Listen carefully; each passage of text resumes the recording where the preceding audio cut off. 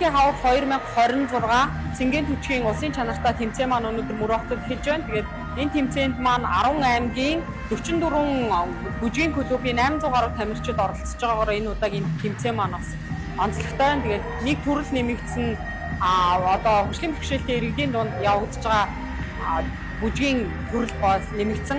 Нэлээд олон оролцогчтой ийм сайхан тэмцээн болж байна. Тэгээд нийтийн биеийн тамирыг хөгжүүлэх, иргэдийг хөдөлгөөний төлөвлөлтөс сэргийлэх энэ ажлыг өрөөнд зохион байгуулагдаж байгаа. Энэ тэмцээний маань Бүсгэл аймгийн Бүрэн сумын засаг даргын хамгаалын газар санаачлан зохион байгуулаад 6 хичээлтэй энэхүү сайхан тэмцээн маань өргөн дэлгэр эхэлж байна.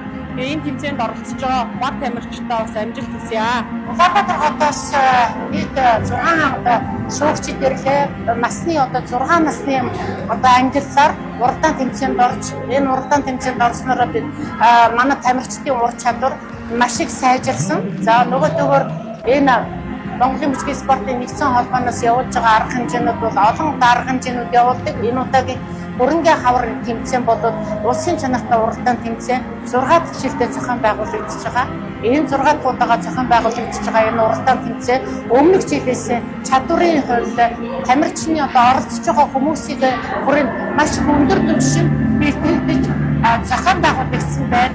Энэ тэмцээнийг одоо зохион байгуулах бас дэмжиж босож байгаа Бүсгэл аймгийн засаг даргын хамгаалын газар, биеийн тамирын спортын газар, мөн одоо Бүрэн сумын модны засаг даргын хамгаалын газрын одоо удирдах хүмүүс бол Бүсгэл аймгийнхаа иргэдийг бүх нийтийн биеийн тамир хамруулж нийтийн зэглэл бүсгийн хөгжүүлэлттэй холбосон